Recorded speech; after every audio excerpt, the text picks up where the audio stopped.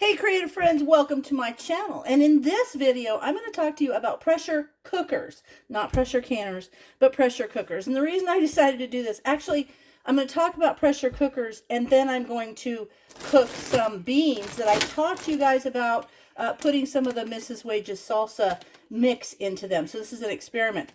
But I got my pressure cookers out and then I realized, I have a lot and I wanted to talk about them. So a pressure cooker, as you can tell, is much smaller than a pressure canner.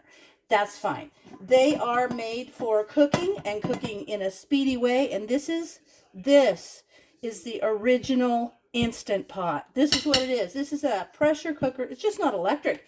Technically, it's electric when you put it on the burner. It becomes the same thing, kind of does the same thing. But I want to show you a couple things. This one, I got a tray. I put this in it. I use this for, like chicken, things like that. Anything like in the electric pressure cooker, like your Instant Pot or whatever you want a tray. So I have that in there. This one is called a Miromatic.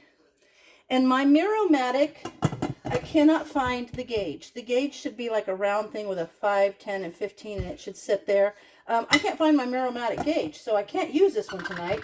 I'm clearly going to have to order me a gauge for my Miromatic because I don't know. I only have 3. Why would I not need one that worked? I don't know. Anyway, this is super cool. It's got the little arrow. It shows where you close and open, and you just put it there. You crank it closed. Steam comes out of there. You put your little pressure regulator on there. It has the same safety features, like right here. If it gets over pressure, that'll blow out. So this is an old one, but it's a really good one. And it is a Miro 4-quart Miromatic. So, and when it says 4-quart, that means it holds 4-quart, not that it will stand 4-quart jars. Remember that. So it's a pressure cooker. Now, I will show you something else.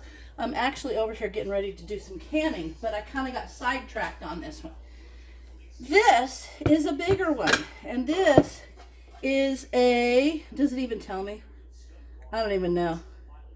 But I don't know. This one's a bigger one, just bigger by size. This is a Presto.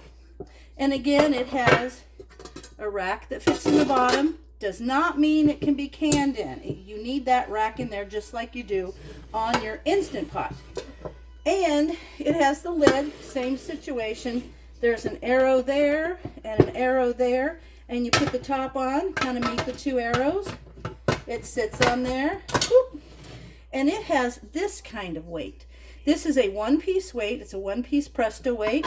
Boom, goes on there. Same thing. It's got your feature.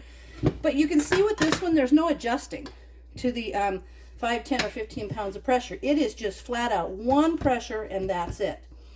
So there's this one. This is basically just a bigger Instant Pot. So that's the old style. That's my grandma's style Instant Pot.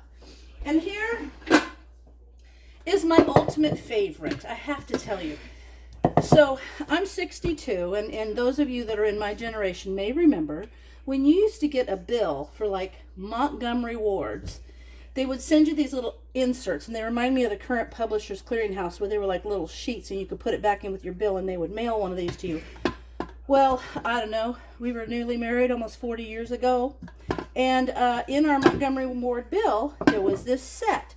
It was this 3-piece, well, it's actually 4-piece because it came with the weight, and it was this super cool pressure cooker set, and it had the little 4-quart pressure cooker like that. This lid went on there, okay?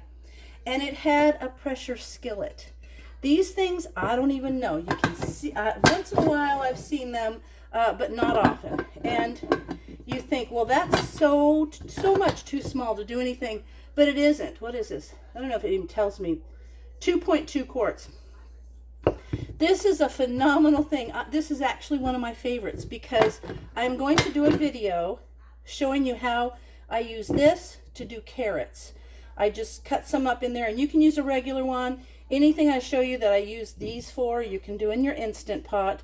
But I love doing carrots in this. Every single time I do my carrots this way, my husband says, I love those carrots. So I'm going to show you how to do that in my next video. But for right now, what I'm going to do tonight is I'm going to use this for carrots for the next video. And see, it also came with this little 4-quart one.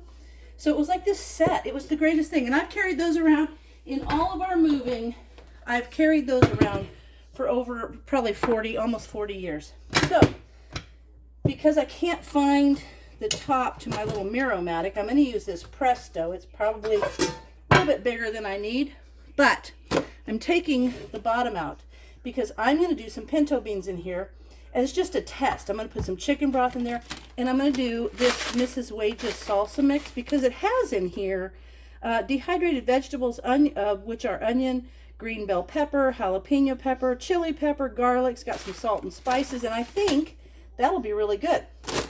So, difference here is I did these yesterday. I just didn't get a chance to cook them, so I put them in the fridge. But these are pre-soaked pinto beans. These are the ones that I set in water, pre-soaked them for like 12 or 15 hours or something. And so they're all pre-soaked and ready to go. If I made them straight out of this bag, where they haven't been pre-soaked and they're just dried beans, it would take longer. Now, you want to, depending on your recipe, usually take, I think, about, I'm going to say 40 minutes or more, and how old your beans are. There's a lot of stuff, but probably into the 40-minute range for the ones that are not, they're just dry, uncooked, or unsoaked. These that are soaked are going to take about 7 or 8 minutes, and I love that. So what I'm going to do, I'm going to take these pre-soaked pinto beans. This is going to be our side dish tonight for dinner. There they are. I could use some chicken broth from downstairs in my pantry, but I had this and it was upstairs and it was easy for me to get. So now what I'm going to do is I'm just going to pour the chicken broth over the beans. I wish I had my littler one, but I have to use my little one for carrots because we're going to have these plus carrots. Okay, I'm just going to put that in there. It's probably plenty.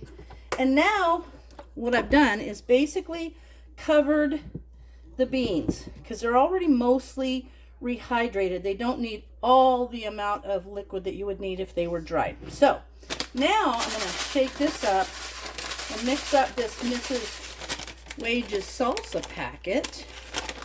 And once I get these on the stove, I'll show you how they cook. Ooh, look at that. So nice, all the mixes. Okay, actually I might add a little bit more liquid because I'm putting about half of this packet in there. Yeah, it was good. Ooh, it smells super good too. And I've had a number of you comment on how delicious the Mrs. Wage's salsa is, so I'm definitely going to make some of that. So now, what I'm going to do is stir this up. It already smells phenomenal, and this is going to make a terrific side dish, super simple.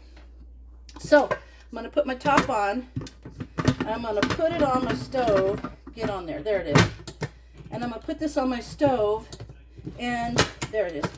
I'm going to put the heat on until there's steam coming out here. Then I'll bring you over. All I'm going to do is put the weight on and let it go for 7 minutes once it starts making its noise. So I'll bring you back once I have steam coming out of this little vent. Okay, friends, I've got my beans on, and you can see there's a column of steam coming out. There it is. If you can see that, maybe. Yeah, there it is.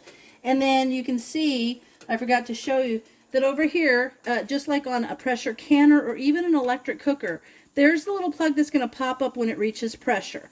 Now, you can see that, ooh, we're getting a good column of steam, and this is going to pop up here in a second. And I'm going to put my lid on. There it is. It popped up now, see? There it's popped up. So I am going to put this little weight on there. And once it starts rocking, ooh, it already smells so good. I'm going to turn the heat down just so that it maintains a nice rock. And once it starts rocking, I'll have my Alexa set a timer for 7 minutes. And then these will be awesome. So this is going to be a side dish for dinner. We're going to have steak and some of these beans and some carrots. So I will be doing that video separately, but it's all for the same meal, and it's how to make a quick side dish in an electric pressure, or in a pressure canner, whether it's an electric like Instant Pot or a stovetop model.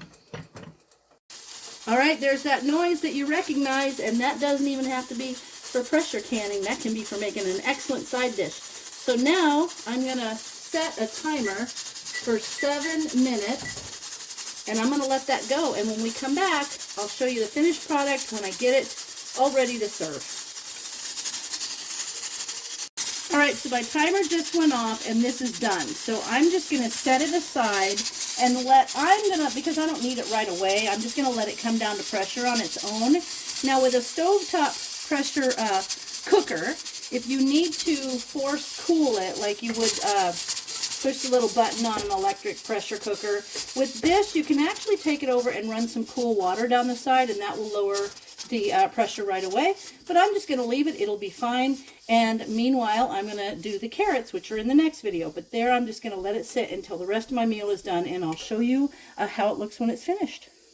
All right, the beans are done, and they smell so good. Like, oh my gosh.